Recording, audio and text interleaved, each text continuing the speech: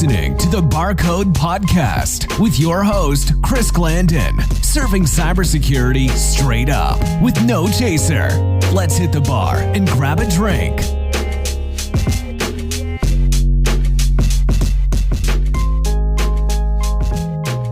Hey, Tony. Good to see you, man. Yo, Chris, do me a favor real quick. Can you go lock that door for me? Yeah, no problem. What, are you on the run or something? Cops looking for you?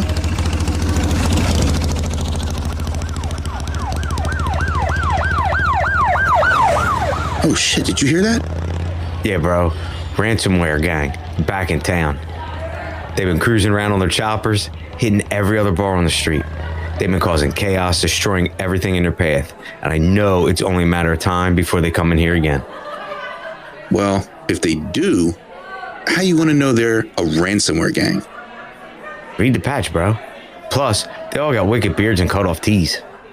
Damn. Well, there's a new sheriff in town, and he's supposed to be meeting up with me here in just a minute. Time to lay down the law? You know it. Until then, let me get a drink. You got it, man. We're calling this one the epic fail. You're going to mix in 1.5 ounces of vodka, 3.5 ounces of Coke, squeeze a half a lemon, pour that thing over ice, and then garnish it with a lemon. Enjoy. Thanks, dude.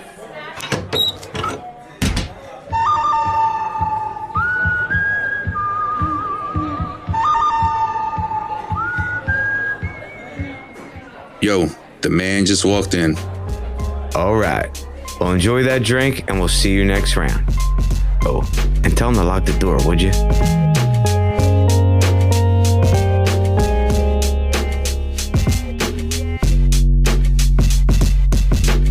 I'm here with Greg Edwards, CEO at Cryptostopper, a service that provides ransomware protection by automatically detecting and stopping actively running ransomware attacks in less than 1 second. Greg, welcome to the show, man.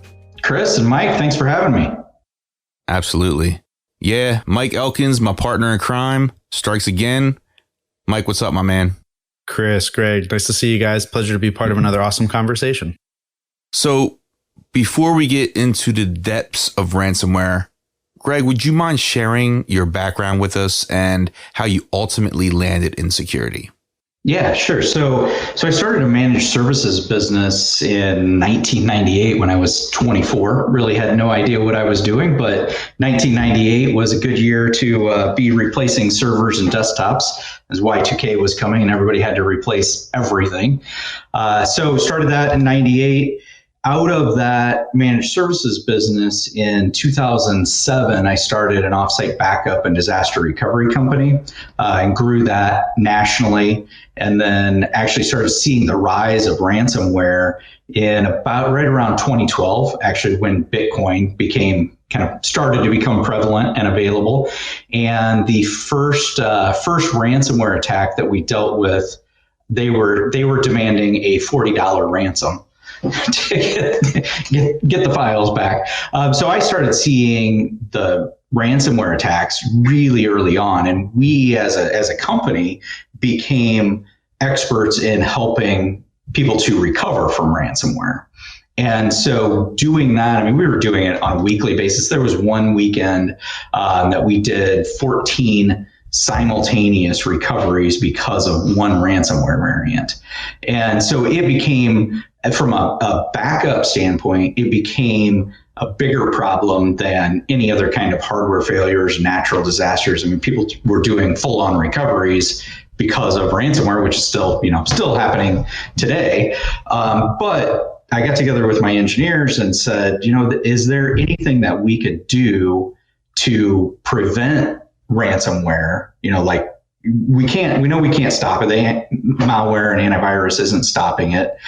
So is there anything we could do on the other side to kill those attacks so that people didn't have to go to their backups for recovery? Because even when you have a good backup, it's devastating for a company to be down, even if it's 2 hours, which is like best case scenario. It's usually more like 2 days or 2 weeks before they fully recover if they have a good backup and the backups aren't destroyed in the ransomware attack. So fast forward, I was able to exit and sell. Axis Backup was the offsite backup company. Sold that to J2 Global, which is a publicly traded tech conglomerate, and started Cryptostopper. And so started in 2017, but then we didn't launch a public product until 2019, and then actually launched into the MSP channel just in 2021. So that's my career history. I don't know if you wanted the long-winded version of it or not. No, that's perfect. That's perfect. So I came across this website not long ago called ransomwareclock.org. Have you seen this? I haven't seen this one yet. It's a site that aggregates stats from public and private sources, and then it gives you the numbers associated with reported ransomware attacks. It doesn't even include stats for unreported or attacks in progress. So yeah, I'm looking at it right now, and we are over $15.6 billion in cost of ransomware attacks for 2021 year to date. And the numbers are climbing like $1,000 per second. One stat I also was shocked by was that it says that a new ransomware attack occurs every 11 seconds. Yeah, so that's the number that, so Cybersecurity Ventures quoted that number also, every 11 seconds. And they're estimating it's going to go to every 2 seconds by 2030. That's insane. So it's something that's not, people just have not taken cybersecurity seriously enough, and have not put any effort beyond, well, some have, I can't say all, but so many companies still think that firewall and antivirus is enough to protect them. And as we know, malware has always gotten through, right? You guys have been in IT for a while. It used to be 10 years ago, if you had a malware event, it just slowed the computer down, might have caused the user some issues, potential of data breach, but usually just an annoyance, and you re-image the machine and threw it back on the network. Well, today, those malware that get through are almost all ransomware. So when you think about it in that perspective, where we've always had this problem of some malware getting through, now it's just the ones that get through are all ransomware. So think about it. Every 11 seconds, predicted to be 2 seconds soon, we're getting hit regularly, right? And it doesn't look like it's going to ease up anytime soon. This has been going on heavily since 2012, like you mentioned. What's the holdup? What are some of the challenges that are associated here that organizations are faced with in terms of stopping ransomware? Is it the technology? Is it the strategy? Yes. All of the above? Well, and it's that mentality of it's not going to happen to me. That's the... Until it happens, right? Until it does. And then it's too late. And then, I think one of the triggers for me in the switch that I made from thinking, okay, backup, because backup, it absolutely have to have backup. And I'm a fully layered security, defense in depth proponent. But used to think, okay, well, backup, that's how we protect against ransomware. And there was a weekend where I took the emergency system calls over a Thanksgiving weekend and had a gentleman call, owned a small manufacturing company and had gotten hit by ransomware, and called the offsite backup company. This is years ago. And this guy was nearly in tears and asking, how we could help him. And they weren't an existing client, so we didn't have their backups. And I said, I gave him some options for what he needed to do. But that emotion of once you've been hit and you're in the middle of an attack, and what do? And you don't know if you have good backups or not. You don't have a good plan. That was really the trigger for me to make that decision of, okay, we've got to look at this differently and take a different approach. And that's really, I mean, what it comes down to is that business owners, boards of directors, CEOs, they have to take responsibility for cybersecurity, and not that they have to learn it and understand everything about it, but they've got to look at it from a business risk standpoint and say, what's it going to cost me? I mean, if we're shut down for a week by ransomware, what does that do to us? And are we ready to handle that? I've often found in my 23 years of IT experience that no matter how many times I share this with clients during consulting sessions, and I try to get them of the mindset of, regardless of your defenses, whether they're current or future, as an organization, data is the new oil and data is valuable. You should always plan for when, not if, you're going to have a penetration or a malware attack. Because it doesn't matter if you're a large global enterprise entity or a small mom and pop shop that does mechanics. People will come for your data and they're going to take the path of least resistance, and you're going to have to pay one way or another. You either pay upfront to go through the consultant services and build a multi-layered security posture, to go through and test and validate your backups, to do your annual or semi-annual DR, failover, test and recovery. But I find that organizations often struggle to fully comprehend that, or to fully implement solutions that on the surface they know they should, they know they definitely need to, but don't. Do you have any insight into why that is? Is that the psychology aspect of, it's just me, it's never going to happen to me? Or is there a bigger underlying problem there? Well, so I think there's a bigger underlying problem in the education of those. Not that CEOs and boards of directors aren't educated, but they're not educated in cybersecurity. I mean, this is if you look at the rise and how quickly this has happened. I mean, I've been screaming it for nearly 10 years now. But in terms of the slow glacial movement of companies and that education process, I think that's the underlying problem. If we look back, I mean, Target, so the attack on the Target Corporation, that really was the first, that was 2014. So that really was the first big Fortune 500 company to make that big national news of a data breach. And I mean, there's not a Fortune 500 company today that hasn't been spending millions, even billions on cybersecurity, but that was just 2014. So it really wasn't that long ago in terms of how slowly companies move to change. And so I really think it comes down to the two factors of, A, it's not going to happen to me, so I can just keep sticking my head in the sand and not worry about it. And then B, they don't know what to worry about. They're not educated on what exactly their risks are, and not, it's not a matter of necessarily taking it seriously. This is, they don't know what to take seriously and where to start. I mean, if you look at the NIST 171 framework, and you as a consultant or as a business owner, like, you go to implement that and it's overwhelming. So, where do you start? You got to start somewhere, but it starts with education. And I think starts at the CEO and board of directors level.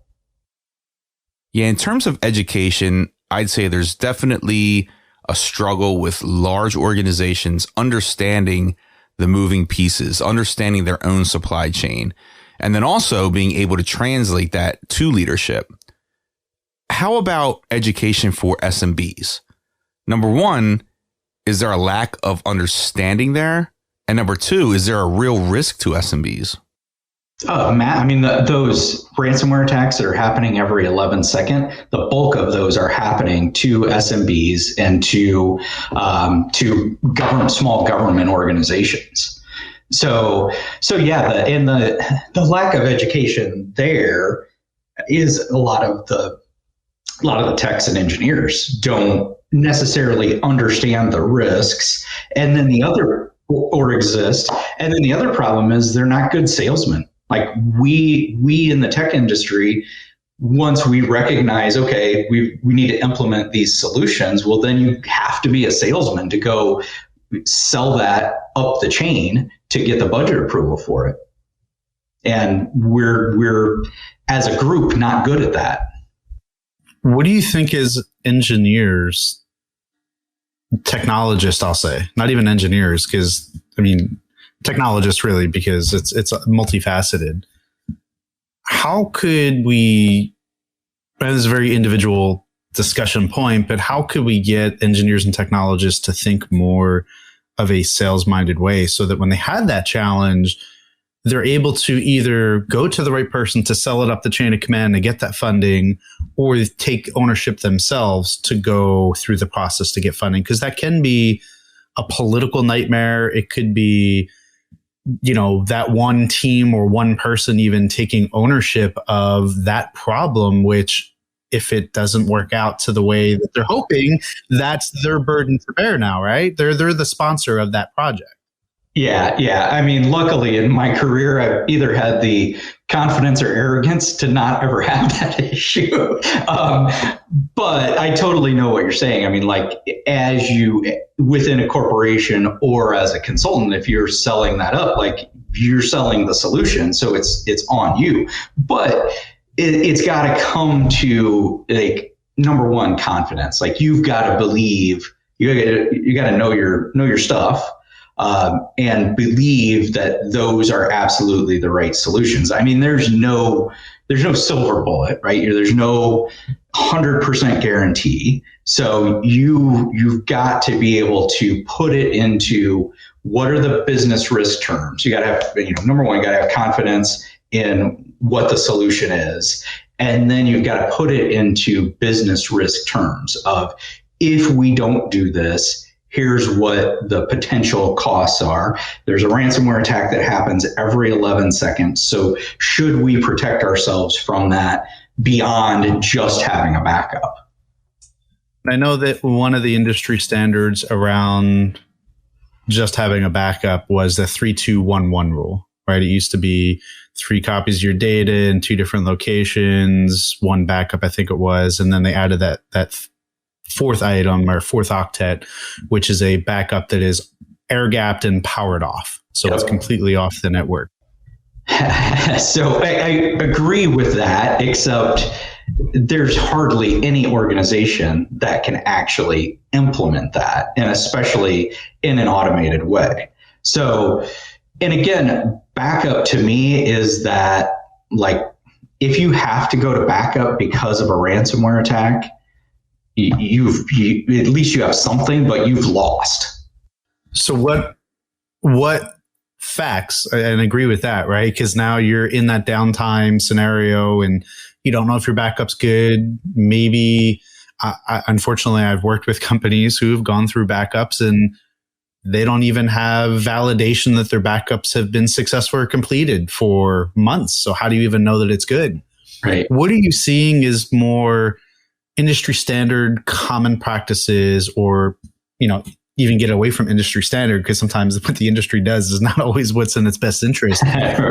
What are you seeing that's commonplace now that organizations are adopting to protect themselves?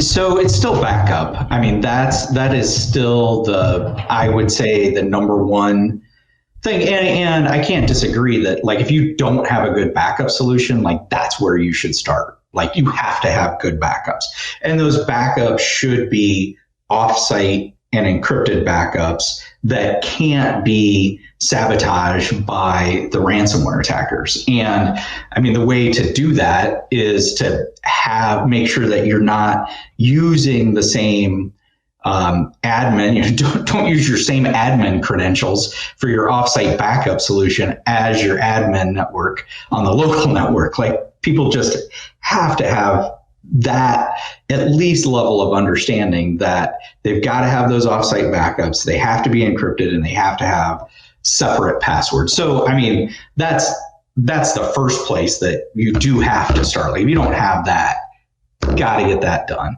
And then, I mean, the second step to me is patch management. So making sure that you don't have open vulnerabilities on your network, like take care of those fundamental things and, and then look at solutions like Cryptostopper to add additional layers, because it's all about having that defense in depth, so that if they get past the one layer, you have one machine that doesn't get patched, and you have the user that hasn't been through the phishing training that clicks on the PDF file attachments that they just have to open, which is going to happen, right? So that you've got to have those layers of defense. So, Greg, you have been following ransomware closely for a while now, and you've gotten to see, the rise and evolution of it. Lately, there has just been some insane flavors of ransomware out there. I'm curious, what are some of the ones that you have noticed in particular that seem to be the most unorthodox? Yeah, I mean, one of the most, I guess, interesting, and not that it really did anything interesting from a standpoint of ransomware, but just there's a variant called Jigsaw that's out there that uses the Jigsaw character from the Saw movies that pops up, and then it's got a timer saying if you don't pay the ransom, your files are going to be deleted. I mean, it's very visually attacking. And then I think that the more, I don't know if this is interesting, unique perspective that most people don't think about with ransomware is the fact that right now in Russia, it is absolutely legal for a Russian citizen to attack and use ransomware against any entity anywhere in the world, as long as it's not a Russian-based entity. So there's no, you think about if we were coming up, think about the three of us coming up as technologists, and we know that there's a $15 billion industry out there that we could sit in our basements and go perpetrate these events, which are not crimes, like that, there's really no moral dilemma for them. And so I think that that's a really interesting take that most people don't think about as to why on a global scale we have such a problem, because you have, and Russia's not the only country, but lots of places in the world where you can use the same talents that we have and make millions and millions of dollars without having to go do the hard work of starting a real business and interacting with customers. And so they look at it as businesses, and there's not a moral problem with doing it for them.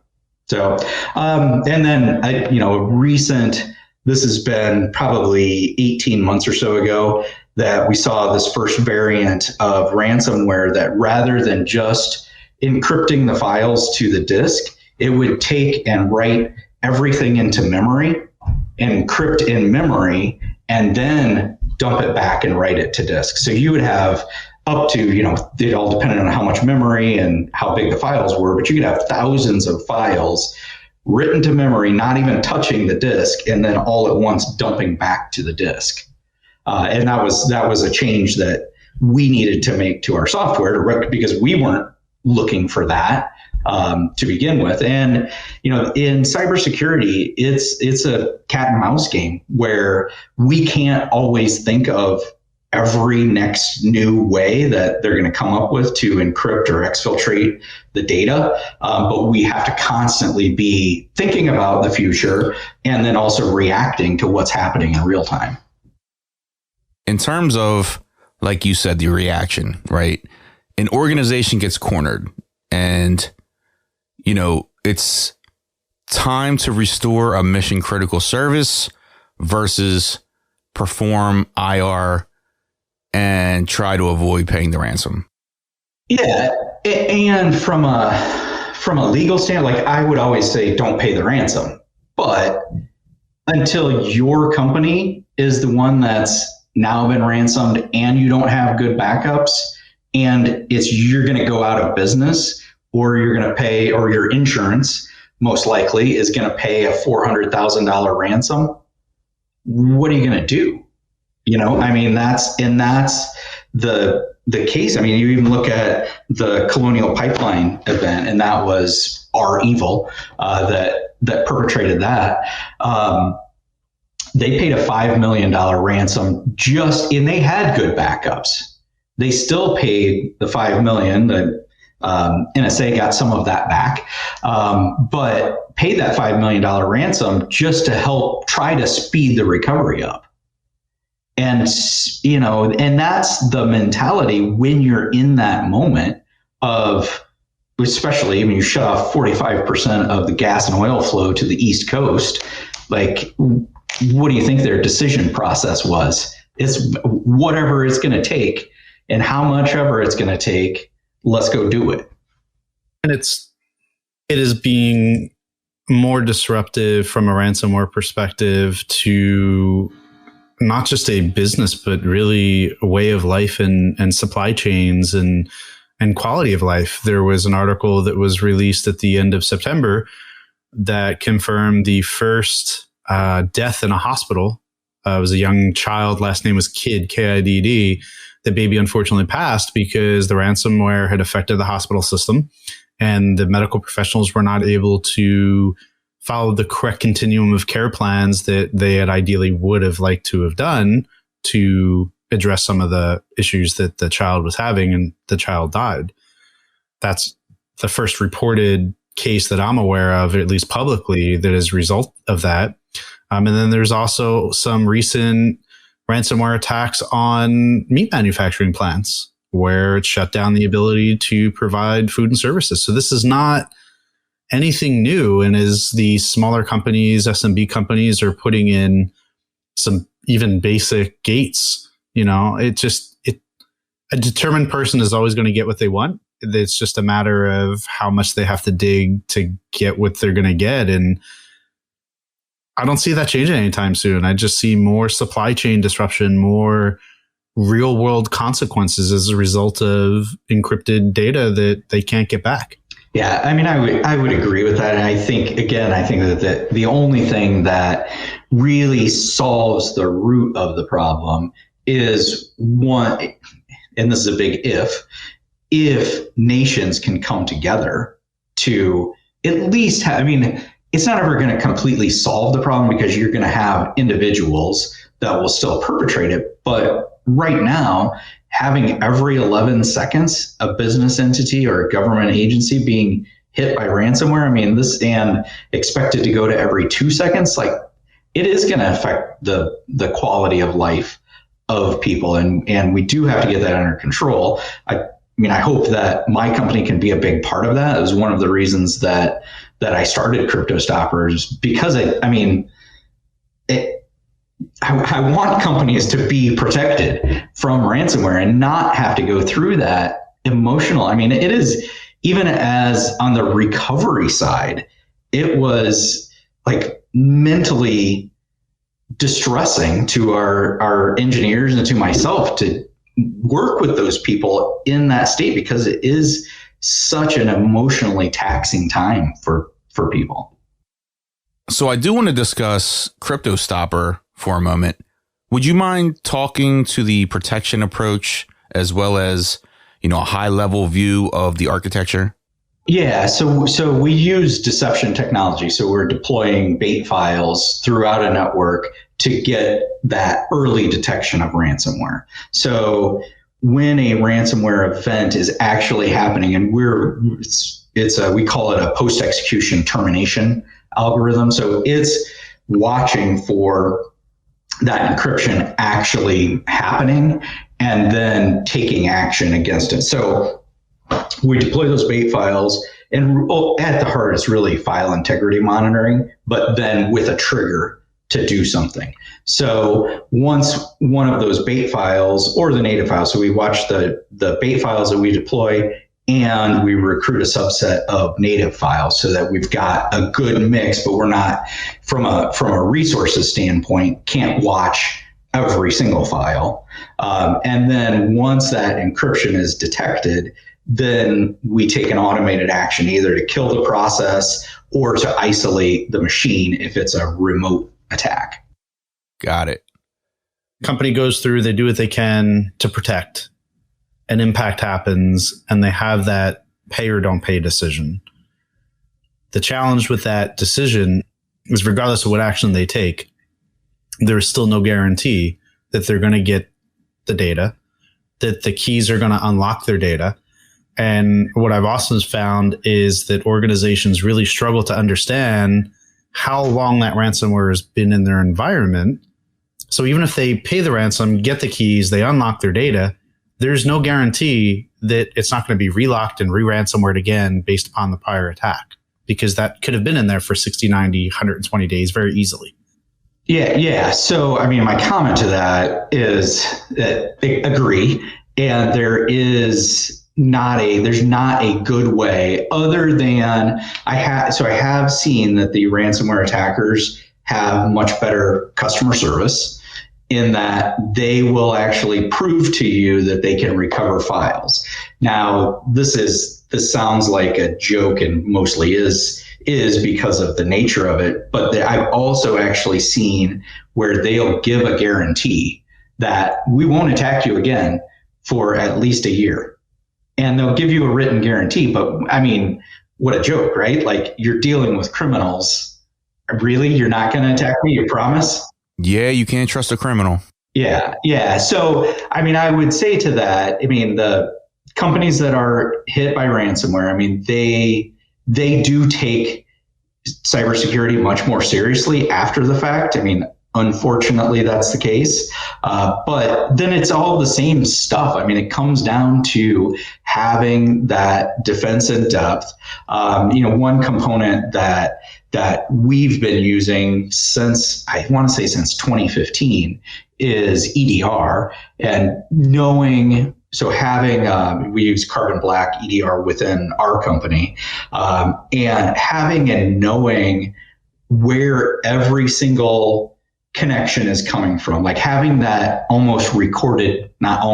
having that complete recorded history that you can go back and look at what's happening. Like, that was an eye opener for me as a technologist, and just one more component of cybersecurity that I think every company should have. It's just a matter of where do you start and how do you implement all these different solutions if the only thing you have today is firewall and antivirus.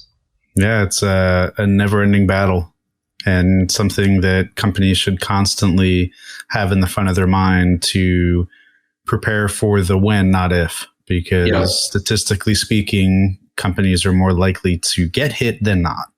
Right. And I mean, we're all constantly being attacked. So we have to be protecting against that. And are you able to recognize it? Are you able to stop it? It's not, because you're right. I mean, it's not whether or not you're going to be attacked. You're being attacked. It's, are you going to be able to stop it, recognize and stop it? Well, Greg, I know you're out there in the Iowa City, Cedar Rapids area. If I were traveling out there, what cool bars would you direct me to?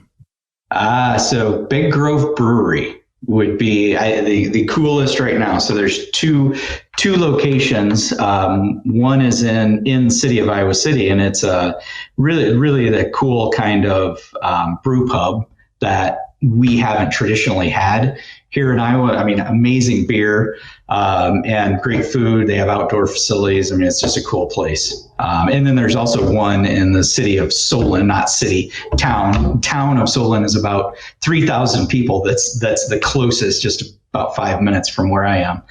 They have a location there also. So with the brewery nearby, is beer your go-to then, or do you do, mixed drinks as well? Fortunately or unfortunately, I'm a fan of all, but more beer. Got it.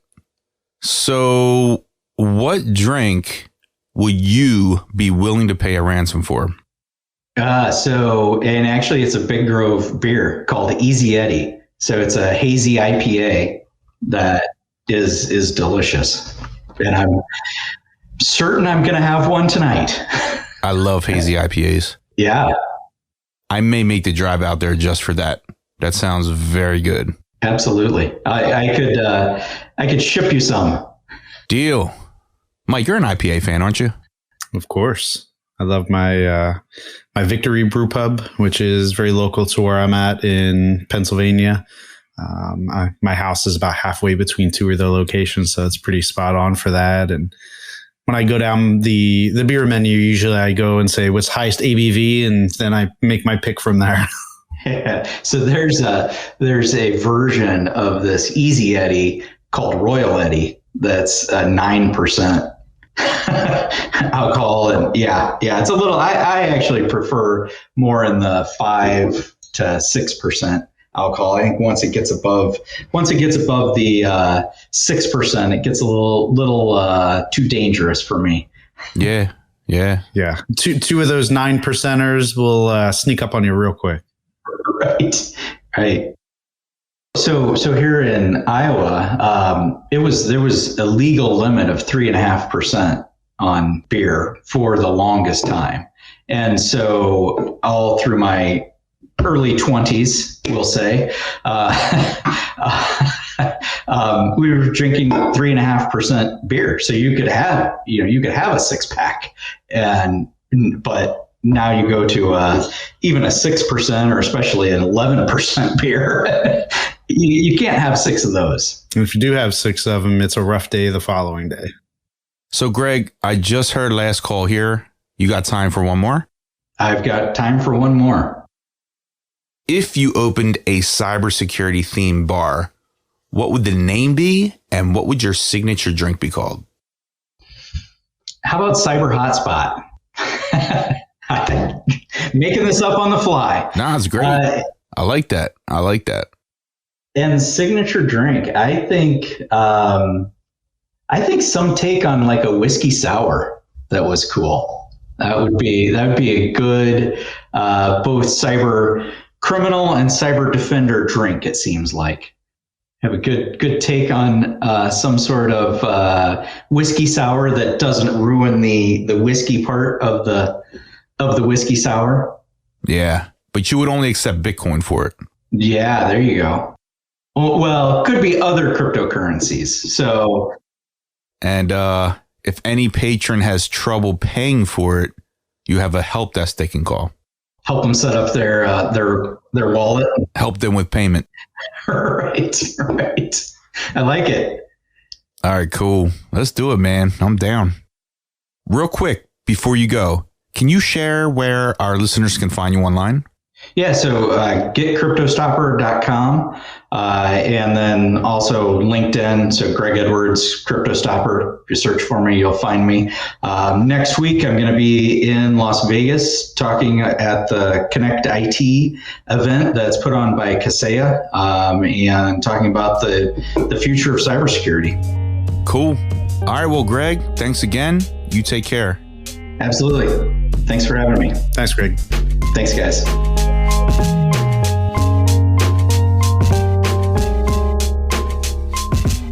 BarCode patrons, if you like this episode and would like to support the podcast, rate us on Apple Podcasts and visit our Patreon site, patreon.com/BarCode podcast.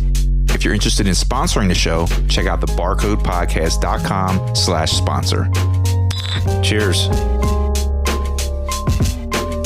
Unfortunately, it's time to shut the bar down for this episode. Thanks for stopping in. See you next time. We'll save you a seat. Be sure to check us out at thebarcodepodcast.com.